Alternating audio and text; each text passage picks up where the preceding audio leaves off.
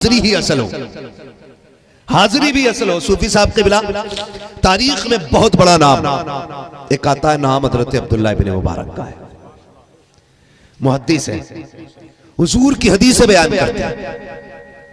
और यही वाकया एक और बुजुर्ग है, नाम आपका है रबी बिन सुलेमान, उनकी तरफ भी ये वाकया मंसूब है।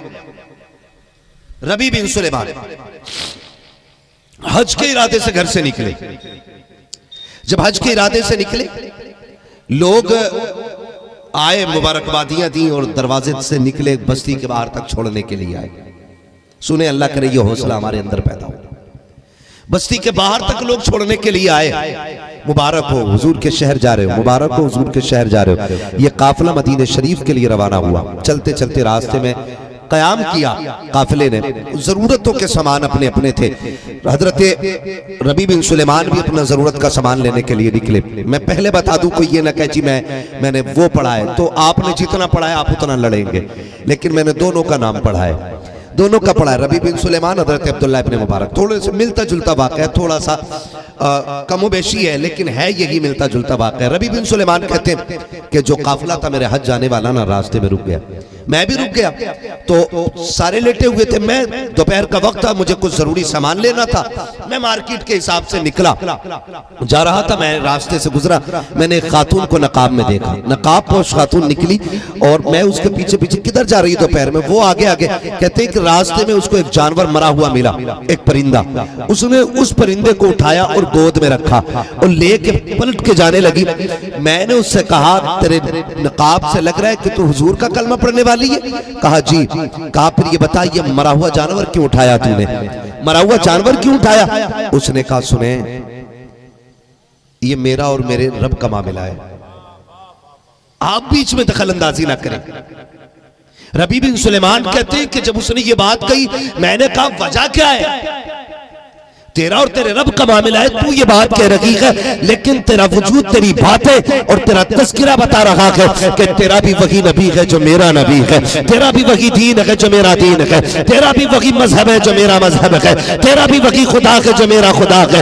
बता तो सकी, हमारी शरीयत में ये मुर्दार खाना तो हलाल लगी है, तू इसे किधर लेके जा रही है? उस खातून ने कहा था, ओ परदेसी, मुझे ये नहीं मालूम कि तू है कौन, कहाँ का रहने वाला है, लेकिन मैं तुझे बताना ये चाहती हूँ कि मैं इसको जो लेकर के जा रही हूँ अपनी मर्जी से नहीं, बल्कि ये भी शरीयत का फैसला है। क्या कहना क्या चाहती हो? उस खातून ने कहा था कि मैं इसको पकाने के लिए लेकर के जा रही हूँ। हजरत रबी बिन सुलेमान कहते हैं, तू इसको ले जाकर के क्या करेगी? क्या तुझे पता नहीं है मुस्तफा की शरीयत हराम कहती है मुर्दार के खाने को, आप क्यों लेकर के जा रही हो? उसने कहा, रबी तुझे क्या पता है, जब से मेरे शोहर का इंतकाल हुआ है, गुर्बत ने आके बेड़ा जमा लिया है, लेकिन हकीकत ये है कि आज फाको का आलम ये है, मेरे बच्चे मौत के करीब आ गए हैं। अगर अब भी ये हराम नहीं खाया, मेरे बच्चों को मौत आ जाएगी। कहा कि ये शौक के लिए नहीं, जरूरत के लिए लेकर के जा रही हूँ। और रबी बिन सुलेमान, ये मुस्तफा की शरीयत कहती है, अगर जान पे आके बन जाए तो इतना खाने की इजाजत है जितने से जान बचाई जा सके। रबी बिन सुलेमान ये कह के पलटने लगे। आपने कहा, बता तो सही, तू है कौन, कहाँ का रहने वाला है, जा किधर रखा के? हजरत रबी बिन सुलेमान कहते हैं, मेरे मुंह से जुमला निकल गया, मैंने कहा मैं मदीने जा रहा हूँ। कहा मैंने इतना कहा था, उस खातून की आंख में आंसू आ गए, हिचकी भर के उसने पर्दे की आड़ से कहा था, ओ जाने वाले, जब मदीने पहुंचे हमारे नाना से हमारा सलाम कह देना। अल्लाह अकबर, जैसी लफ्ज सुना है, हमारे नाना से सलाम कह देना। रबी बिन सुलेमान कहते हैं, मेरे पैर कांपने लग जाते हैं, मैं समझ गया ये कोई सैयदा की जात है। कहते बताओ तो सही, किससे ताल्लुक है, किस खानदान से हो, किस घराने से हो? का उस औरत ने कहा था कि मैं हुजूर के घराने से ताल्लुक रखती हूँ। रबी बिन सुलेमान कहते हैं, मैं कांपते पैरों से अपने खेमे में आया, मैंने सवारी बेची, मैंने सारा सामान बेचने के बाद मैंने सारे पैसे को इकट्ठा किया और सैयदा की चौखट पे जाकर के मैंने पेश कर दिया, ये लीजिए मेरी तरफ से तोहफा कबूल हो। कहते हैं कि उसको दे करके मैं अपने खेमे में आ गया। जब काफिला जाने लगा, लोगों ने मुझसे कहा रबी बिन सुलेमान तुम नहीं चलोगे क्या? कहते मैं फिर जाता तो कैसे जाता, जितना भी सामान था मैं सारा सैयदा को दे चुका था।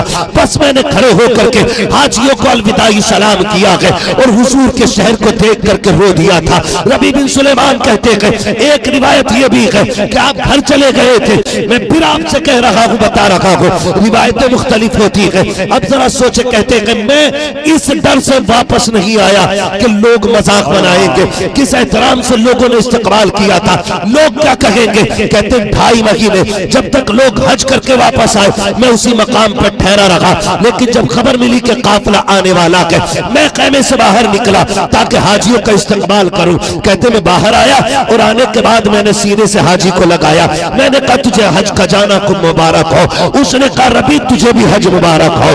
कहते मैं दूसरे हाजी के पास गया, उससे मैंने कहा तुझे हज मुबारक हो, उसने भी मुझे सीने से लगा के कहा तुझे हज बैतुल्लाह मुबारक हो। कहते मैं परेशान हो गया, मैं कहने लगा यार मुझे मुबारकबाद क्यों दे रहे हो? कहते क्या तूने हमारे साथ सफा मरवा की सही नहीं की थी? दूसरा कहता क्या तूने मेरे साथ जमजम नहीं पिया था? तीसरा कहता यार क्या हो गया है? क्या तुझे याद नहीं है कि मीज़ाब रहमत के नीचे हम दोनों साथ खड़े थे? चौथा कहता है क्या तुझे याद नहीं है कि हमने पत्थर साथ मारे थे? तू चौथा पांचवा कहता है कुर्बानी के मकाम पे मैं तेरे साथ था। कहते मैं परेशान था, इतने में एक हाजी आया, उसने 70,000 दिरहम की थैली आगे बढ़ा के कहा कि यार ये तूने मस्जिद नबवी में वुजू करते वक्त मुझको दी थी, वहां मुलाकात न हुई, ले मैं तेरी अमानत बता रहा हूँ। रबी बिन सुलेमान कहते हैं मैं बड़ा परेशान, हाजियों के साथ घर तो वापस आ गया, हाजियों के साथ घर वापस आ गया, लेकिन था बड़ा बेकरार, था बड़ा बेचैन। मैं ये सोच रहा था या अल्लाह मैं गया नहीं हूँ, ये तू जानता है, तेरी रहमतें जानती है, मैं यहाँ से आगे नहीं बढ़ा, मैंने जो था किसी सैयदा के हवाले कर दिया, ये कैसी बातें हो रही है? और फिर ये 70,000 दिरहम ये किसको मैंने दिए थे, ये कहां से आए हैं? रबी बिन सुलेमान कहते हैं कि मैं ये सोचते सोचते रोते रोते सो गया, इधर सोया हूँ ख्वाब में आका तशरीफ ले आते हैं, सरकार तशरीफ लाए। कहते रबी बिन सुलेमान क्या हुआ, तुझे यकीन क्यों नहीं आता है कि तूने हज कर लिया है? या रसूल अल्लाह जब मैं गया नहीं तो मैंने हज कहाँ किया है, मैं तो यहाँ रुक गया था। आका करीम फरमाते सुन, जो तूने अपने हज का सामान बेच करके मेरी बेटी की जरूरत पे लगाया था, अल्लाह को तेरा अमल इतना पसंद आया, इतना पसंद आया कि तेरी शक्ल का फरिश्ता अल्लाह ने पैदा किया और उसकी ड्यूटी लगाई है कि कयामत तक वो तेरे नाम का हज करता रहेगा। अल्लाह हर साल तुझे हज का सवाब अता करता रहेगा। और आका ये 70,000 दिरहम कहते सुन, ये मैंने तुझे दिए थे, तूने मेरी बेटी की मदद की थी, मैंने मदीने से तेरी मदद का इंतजाम फरमा दिया। नारे तकबीर, नारे रिसालत, ज़ियारत हरमैन शरीफ है, अज़मत वालिदैन कॉन्फ्रेंस। तवज्जो है सारे लोगों की। फरमाते फिर हुजूर ने कहा यकीन क्यों नहीं करता? हुजूर में गया ही नहीं। आका फरमाते सुन, तूने मेरी बेटी का दिल रखा था, रब ने तुझे इतना बड़ा अजर दिया है कि तेरी शक्ल का फरिश्ता ही पैदा कर दिया है और कयामत तक वो तेरे नाम का हज करता रहेगा, कयामत तक। हुजूर ये दिरहम कहा कि ये मैंने तुझे दिए थे, 70,000 दिरहम हुजूर की चौखट से मिले। वो कहा था ना किसी ने बेदाम ही बिक जाइए बाजार नबी में, इस शान के सौदों में खसारे नहीं होते, इस शान के सौदों में खसारे नहीं होते। हाँ तो भाई कभी कभी ऐसा होता है ना कि ना जाके भी अल्लाह ना घर बैठे बैठे हज बैतुल्लाह जैसी नेकी का सवाब अता फरमा देता है। नेकी का वो शादाब पैकर भाई ने एक शेर पढ़ा था, हज की दौलत जिसे मिल ना पाए, जाए जाए वो घर अपने जाए, माँ के तलवे को वो चूम ले जो हजरे अस्वद को चूमा नहीं है। अल्लाह ने ये नेकी घर में बैठे बैठे भी रखी है। सारों का तो मामला नहीं होता ना, इतना 4 लाख 5 लाख लगा के हुजूर का शहर देख ले, हज बैतुल्लाह की ज़ियारत करें, ये सारे लोगों का तो मुकद्दर नहीं हो पाता ना। फरमाया फिर इस नेकी से महरूम क्यों रहो, घर बैठे बैठे माँ बाप की ज़ियारत करते रहो, अल्लाह हर नज़र के बदले में हज मकबूल का सवाब अता फरमा दिया करता है। ठीक है ना? खुदा आपको सलामत रखे। कोशिश ये करेंगे इंशाअल्लाह कि हमारा टारगेट जो है ना वो बड़ा अमल नहीं, रब की रजा होनी चाहिए। रब की रजा होनी चाहिए। कभी कभी लोग हज करके आ जाते हो, जैसे गए थे वैसे ही लौट आते है ना, तो ऐसा भी होता। लेकिन कभी बगैर जाए भी अल्लाह हज की नेकी बड़ा सवाब अता फरमाता, नेकी जैसा। लेकिन आपसे गुजारिश और करूं, नौजवान बुजुर्ग मेरे सामने बैठे, खुदा तौफीक देना। कई बार ऐसा होता है बूढ़े माँ बाप परेशान घर पे होते हैं और बेटे उम्रे के चक्कर काट रहा होता, उम्रा कर रहा है दुआ करना मैं रोजे के सामने हूँ, दुआ करना मैं काबे के सामने हूँ, दुआ करना मैं इस टाइम जमजम पी रहा हूँ। क्यों भाई, जहर थोड़ी पी रहा है। दुआ करना जी, देखो जमजम में जी, दुआ करना मैं क्या तमाशा बना रखा है।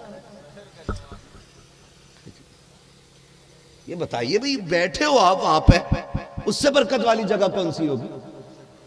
खाली वीडियो बना के ये बताना मकसद है कि जी आज मैं जमजम पी रहा था, आज मैं फला जगह, तो ये दिखाना मकसद खाली। दुआ करना जी सफा मरवा पे, मर जाएगा क्या, आया तो दौड़, तमाशा बना रखा है। भाई कोई भी काम करे अल्लाह की रजा के लिए करे, अल्लाह की रजा के लिए करे। नेकी सिर्फ ये सोच के करें मैं रब को राजी करना है, तब अल्लाह देखें आपको कितना अजर अता करता है, कितना अजर अता करता है। घर में माँ बाप हो ना तो खिदमत करना। बंदे उम्रा करने निकल जाते हैं और अब्बा को दवा दिलाने के लिए 250 रुपए देने तैयार नहीं होते।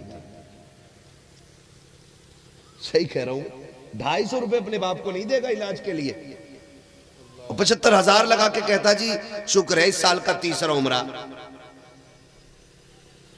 मैं कहता हूं 75 का 25 ही माँ बाप पे लगा के राजी कर ले, शायद पूरे उम्रे में तू अल्लाह को उतना राजी ना कर सके जितना माँ बाप के 2 जुमले तुम्हें रब की बारगाह तक करीब कर सकते हैं। ये मेरी बात याद रखना, अपने माँ बाप की खिदमत किया करो, उन्हें राजी करने की कोशिश किया करो। और अगर वो नाराज है ना तो एक नहीं 7 हज भी अल्लाह मुंह पे मार देता है। अब्दुर्रहमान बिन शिरान बहुत बड़ा नाम है, अब्दुर्रहमान बिन शिरान। ये वो बंदा है जिसने 7 हज किए थे, 7 हज, और हर हज की बाद जब आखिरी तवाफ करता था ना तो कोई ना कोई आके ये खबर देता था कि अल्लाह ने तेरे हज को तेरे मुंह पे मार दिया है। एक बार हजरत अब्दुल्लाह इब्न मुबारक हज के लिए गए, आपको वापस आना था हज से, तो आखिरी बार का लाओ एक बार और काबा शरीफ की जियारत कर ले। गए तो एक पर्चा गिरा, ये भी और दूसरी जगह ये भी लिखा है कि आप बैठे थे कि 2 फरिश्ते आसमान से उतरे, एक दूसरे से बातें करने लगे कि इस साल कितने हाजी आए, कहा 2 लाख, कहा हज कितनों का कबूल है, कहा सबका हो गया, एक बंदे का नहीं हुआ। अब्दुल्लाह इब्न मुबारक कहते हैं कि जब ये सुना ना मैंने कि सबका हज कबूल हो गया, एक बंदे का नहीं हुआ, कहते मैं कांप गया, मैंने सोचा कहीं वो बंदा मैं ही तो नहीं। कहते हैं इस डर से मैं उठा अपनी जगह से और उनके पास गया। मैंने कहा बताओ कौन है वो जिसका हज कबूल नहीं है, नाम क्या है उसका, कहीं मैं तो नहीं। अल्लाह वाले इस चीज में डरते, जब वहीद का मसला आता तो हजरत उमर फारूक आजम रोया करते थे और पूछते थे यार तुझे हुजूर ने सब बताया है, कहते थे कहीं मुनाफिकों में मेरा नाम तो नहीं है। हजरत उमर जैसा बंदा, इतनी बड़ी शख्सियत, कहीं मेरा नाम तो नहीं। ये अल्लाह वालों का डर होता है। और जब फजाइल होते तो वो ये नहीं होते कि मैं ही तो नहीं इसमें, लेकिन जब डर का मसला होता है, अज़ाब का मसला होता है, कहते यार कहीं मैं तो नहीं। जब फरिश्तों ने कहा ना कि एक बंदा जिसका हज कबूल नहीं, हज़रत अब्दुल्लाह इब्न मुबारक कहते हैं यार कहीं मैं तो नहीं हूँ, कौन है वो, नाम बता दो। कहते हैं नाम अब्दुर्रहमान बिन शिरान, नाम अब्दुर्रहमान बिन शिरान है। का पहचान क्या है, का उसका एक हाथ नहीं है, एक आंख नहीं है। का कहाँ मिलेगा, कि फला मकाम पर बैठा हुआ है, जाओ वहां पर मिल जाएगा, उससे कह देना कि अल्लाह ने उसका हज मुंह पे मार दिया। आप ये सोच के उठ गए और जहां पे अब्दुर्रहमान बिन शिरान थे जाकर के सलाम किया। उसने कहा खैरियत है? कहा हाँ। कहा नाम का? मेरा नाम अब्दुल्ला इब्न मुबारक है। क्यों आए हो? कहा तुझसे कुछ बात करनी है। कहा बात क्या करनी है, इसीलिए आए होगे? यही कहने आए होगे कि मेरा हज कबूल नहीं हुआ है। आप कहते हैं अच्छा। कहा तुझे क्या पता है? कहा हर साल तुम आज आए हो, 7 साल हो गए हैं। हर हज मुकम्मल होने के बाद मुझ तक ये खबर आ जाती है कि अल्लाह ने मेरा हज कबूल नहीं किया है। कहते कि फिर तू यार कौन सा ऐसा गुनाह करके बैठा है जिसकी बुनियाद पर तेरा हज कबूल नहीं है? अब्दुर्रहमान बिन शिरान ने कहा था कि मैं अपनी माँ बाप, मेरी माँ मुझसे नाराज है, जिसकी बुनियाद पर अल्लाह मेरा हर साल हज को मेरे मुंह पे मार देता है। हजरत अब्दुल्ला इब्न मुबारक कहते हैं कि अगर तुझे पता है तेरी माँ नाराज है और तेरा हज कबूल नहीं हो रहा है तो ये कोई बड़ा काम तो नहीं है, माँ को राजी कर ले, तेरे हज कबूल होने लग जाएंगे।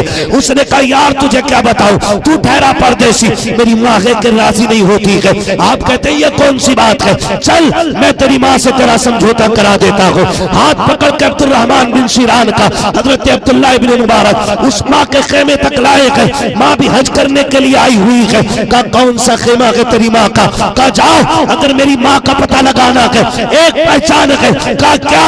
कहा जब सब सोते होंगे मेरी माँ के खेमे से कुरान की तिलावत की आवाज आती हो। ये बात कही अब्दुर्रहमान बिन शिरान ने।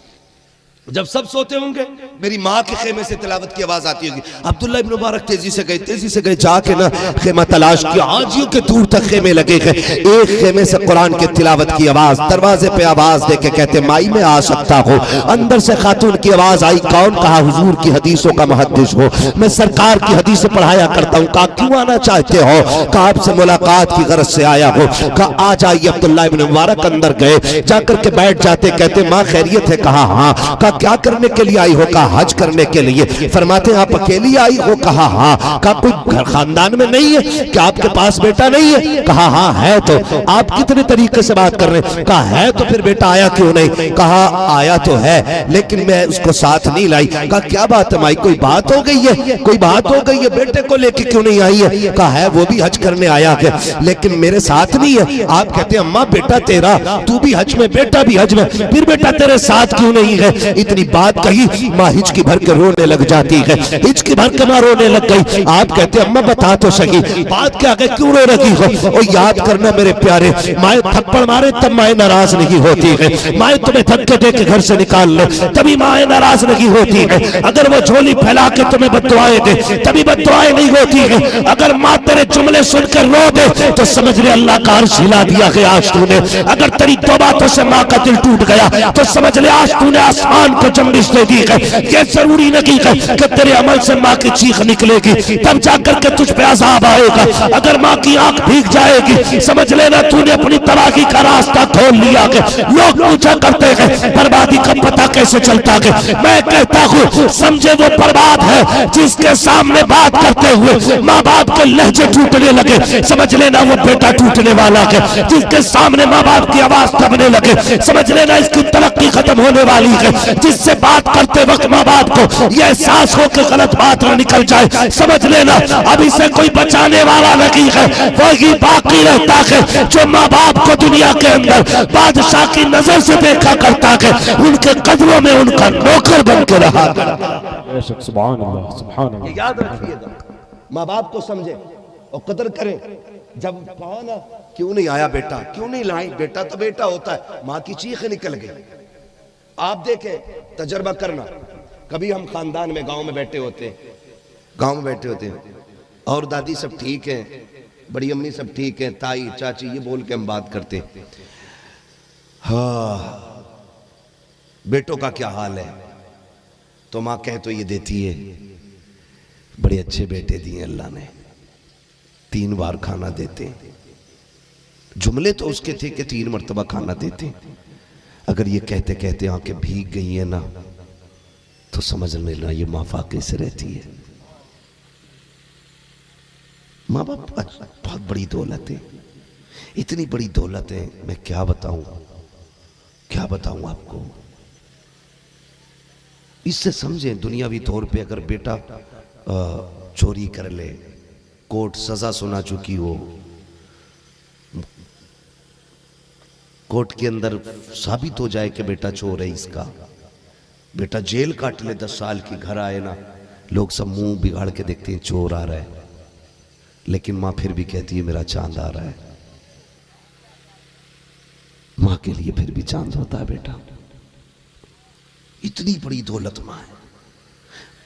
मां कभी औलाद को रुसवा करना नहीं चाहती। बाप कभी बेटे की बुराई चौक में नहीं करता है।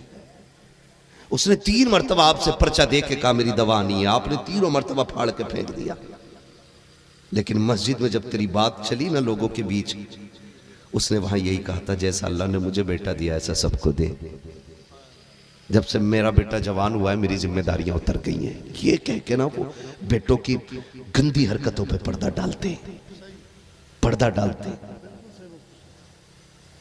वो एक आर्टिकल किसी ने छापा था, लिखा गया कि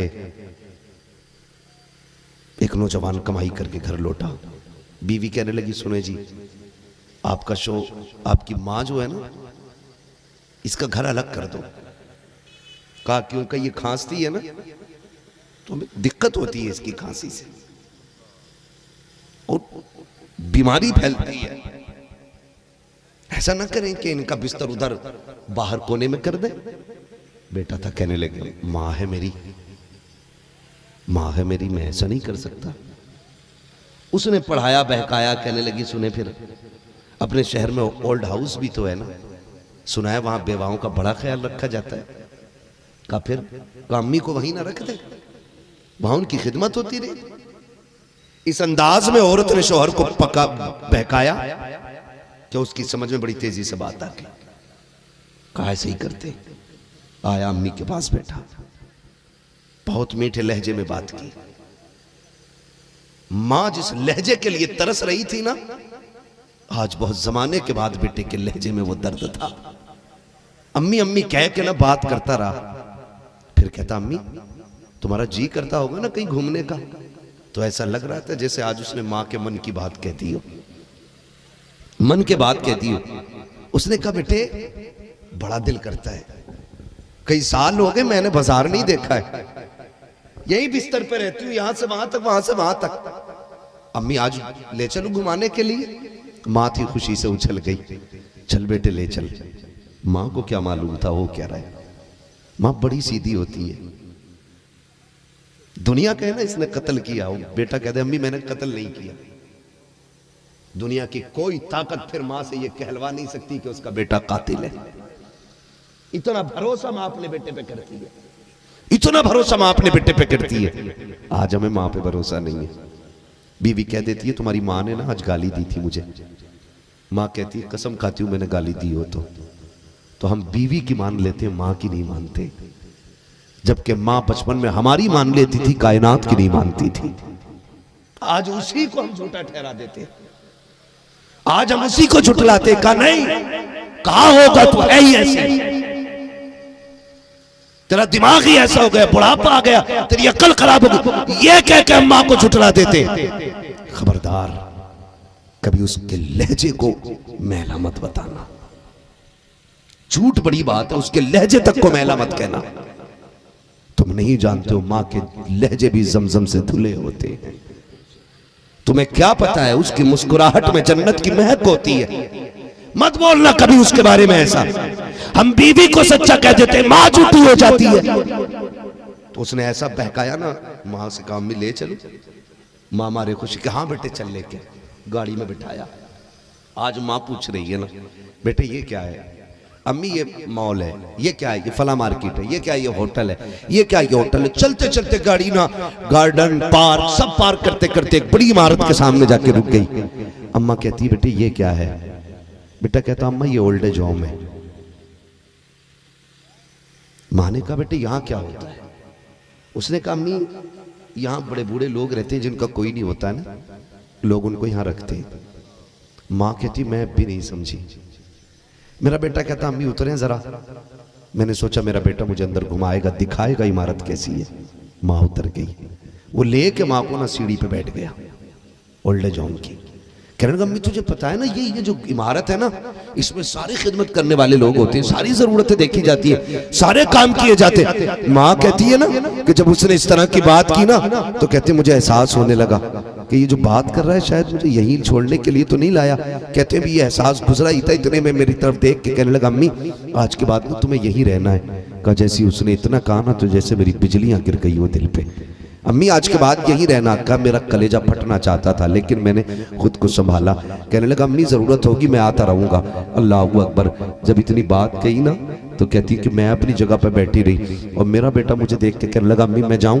तो माँ माँ होती है। कहती मेरा जी चाहता था कि मैं गिरबान पकड़ के पूछूं कि मेरे दूध का हक यही अदा होगा कि तू मुझे यहाँ लावारिसों की तरह छोड़ के जाए। मैं चाहती थी कि मैं उससे पूछूं कि मैं जो तेरे लिए रात रात भर जागती रही उसका सिला यह है कि तू मुझे यहाँ छोड़ के जाए। जो मैंने तेरे लिए कुर्बानियां दी है, तूने कहा अम्मी सर में दर्द है, सारी रात तेरा सर मैंने गोद में रख के दबाया था, उसका सिला यह है कि तू मुझे ओल्ड एज होम में छोड़ के जाए। मैंने रात रात भर जाग करके जो तेरी खिदमत की थी ये उसका बदला दे रहा है। माँ चाहती थी ये पूछो लेकिन जानते हो माँ कहती है मैंने सब्र के पत्थर को अपने कलीजे पे रखा।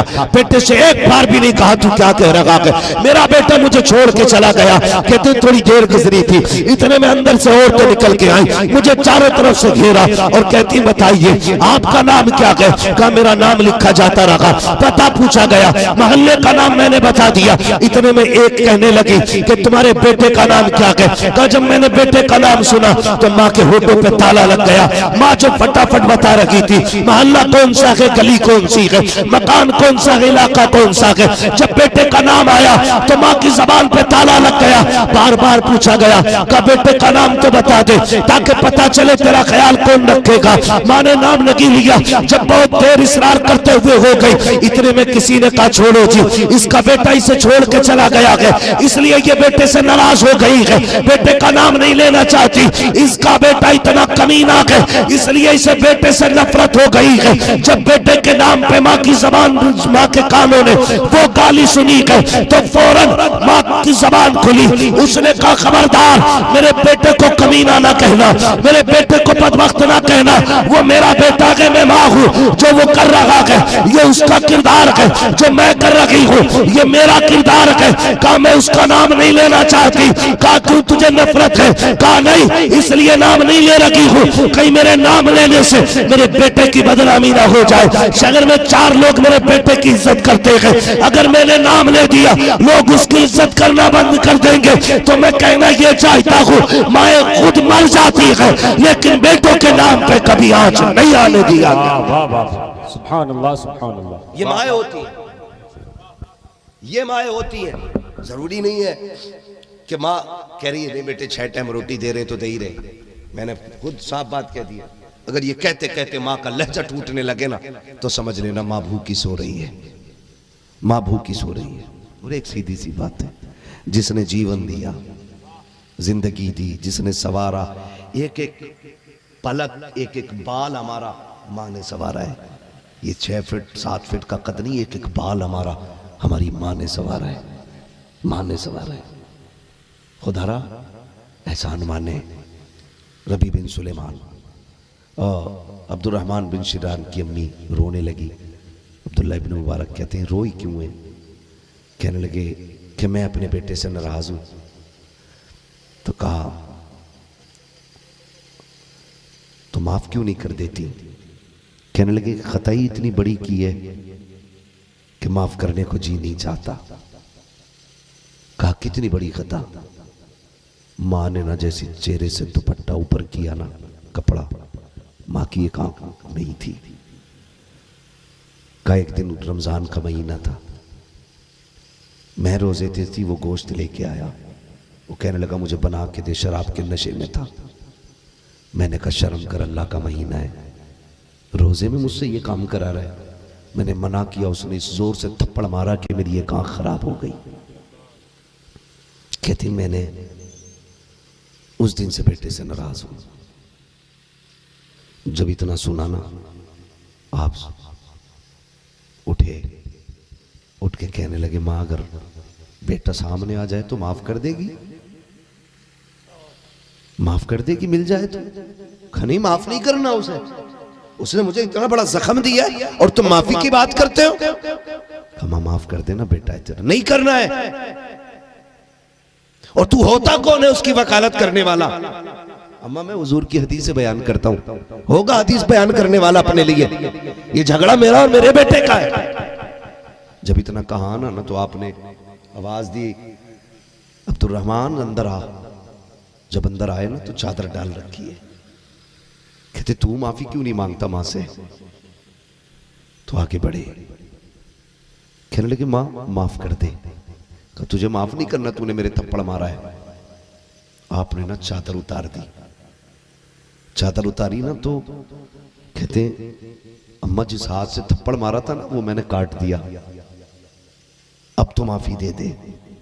जब इतना सुना है ना मां की चीख निकल गई और बेटे से लिपट के कहने लगी हाथ काटने से पहले तू मेरे पास आ जाता, मुझसे कहता ना मैं हाथ काट दूंगा अगर तूने माफ ना किया। कहती मेरे लाल मैं तुझे माफ कर देती, हाथ ना काटता।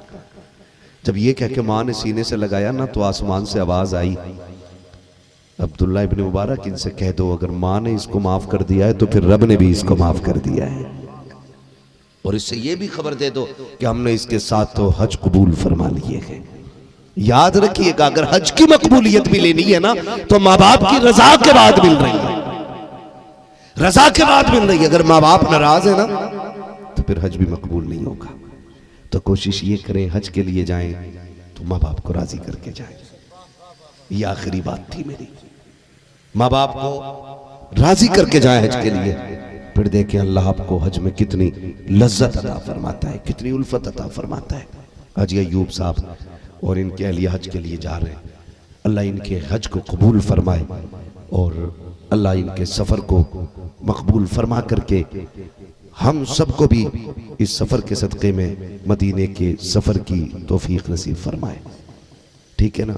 फरमाया गया वक़ज़ा रब्बुका अल्ला ताबुदू इल्ला इय्या व बिल वालिदैनि ihसाना, और तुम्हारे रब ने फैसला फरमा दिया कि तुम्हें इबादत सिर्फ अल्लाह की करनी है, और इबादत के बाद जो सबसे पहला काम करना है वो है माँ बाप की फरमाबरदारी।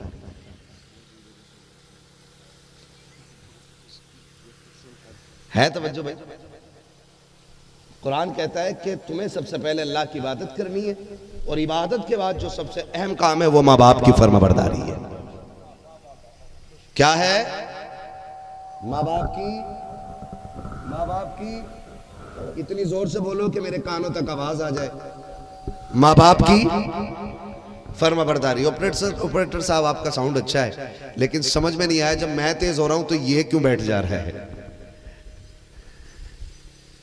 माँ बाप की फरमाबरदारी है, ये सबसे ज्यादा जरूरी है। जो लोग अमीर बनना चाहते हैं, इज्जत से जीना चाहते हैं और जन्नत में जाना चाहते हैं, वो माँ बाप को राजी रखा करें।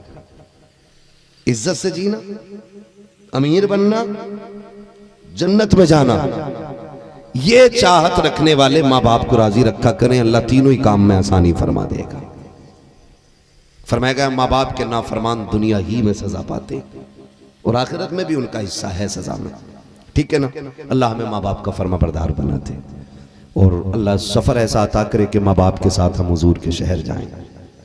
आमीन कह दो भाई। अल्लाह हमें हुजूर के शहर की हाज़िरी नसीब फरमाए। हमारे अब्दुल कादिर भाई, हाँ भाई ने कहा हुजूर को शजरा पढ़ लिया जाए, लेकिन तकरीर तो मैंने कर ली जैसे तैसे आपको देख के, लेकिन शजरा नहीं पढ़ पाऊंगा। उसके लिए आपको सुभान अल्लाह बोलना पड़ेगा। बोले सुभान अल्लाह, और जोर से बोलो सुभान अल्लाह।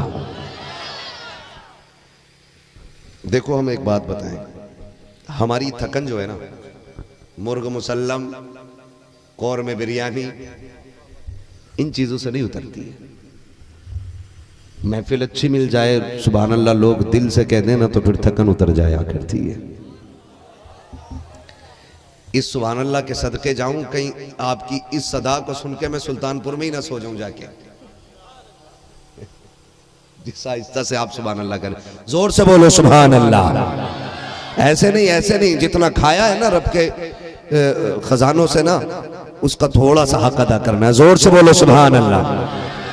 जो अपने आप को इतना बड़ा मंत्री समझ रहा हो कि सुभान अल्लाह कहना उसकी शान को छोटा कर देगा, वो महफिल से निकल ले। यहां वो बैठे जो ये समझता है कि रब की तस्बीह बयान करने से कद घटते नहीं, कद बड़े हो जाते हैं। अब बोलो जरा सुभान अल्लाह, और जोर से सुभान अल्लाह। किसी को टेंशन हो रही हो, ये पैसे लेके चले जाओ। हाँ ले जाओ भाइयों, फिर सुभान अल्लाह कह रहे। कई बार लोग जलसे में यही देखते हैं मौलवी का पैसा कितना आ रहा है। हाँ, बुखार से इतना बीमार नहीं होता जितना इससे हो जाता है। भाई 1 घंटे में बंदे ने 10 लोगों की मजदूरी ले ली। ये हिसाब लगा के जो बैठा वो अल्लाह उसे सब्र दे, और ना हो तो अल्लाह इस पैसे की शक्ल में उसे अजर दे, यही ले जाए। लेकिन सुख में बैठे, यहां दुख में कोई ना बैठे, ठीक है ना। तो अब जितने लोग सुख में बैठे बोले जरा सुभान अल्लाह। मैंने कहा था थकन उतरनी चाहिए, चढ़नी नहीं चाहिए। ड्राइवर सोने लगे, गाड़ी किधर जाती?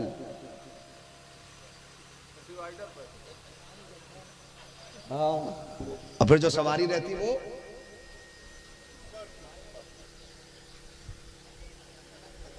समझ, बहुत समझदार लोग, पता होता इशारे भी कर लेता तकलीफ। इधर जाना है फिर उनको, सवारी को, फिर घर नहीं जाती, उधर जाती। समझ गए आप लोग? तो आप इतनी जोर से सुभान अल्लाह ना कहें कि मैं सोने लग जाऊं। जब मेरा हाथ का इशारा हो ना, हाँ बात है, आज कितने अच्छे लोग मिले। खाना खा के आए थे कि नहीं आए थे? खाना खा के दोबारा भूख तो नहीं लग गई? लग भी सकती है, 2 बज गए, 2:15, 2:30 के करीब सुई आ गई है, लग भी जाती है भाई। सहरी का वक्त हो गया, यहां तो अभी इफ्तारी नहीं करी है। हम बोल रहे हैं, फिर आप भी बोल रहे जरा सुभान अल्लाह। क्या बात है, अब खुली ना आवाज, देखो। या अल्लाह जो सबसे ज्यादा जोर से तेरी तस्बीह बयान करे, उसे आज की रात के सदके हुजूर का मदीना नसीब फरमा दे।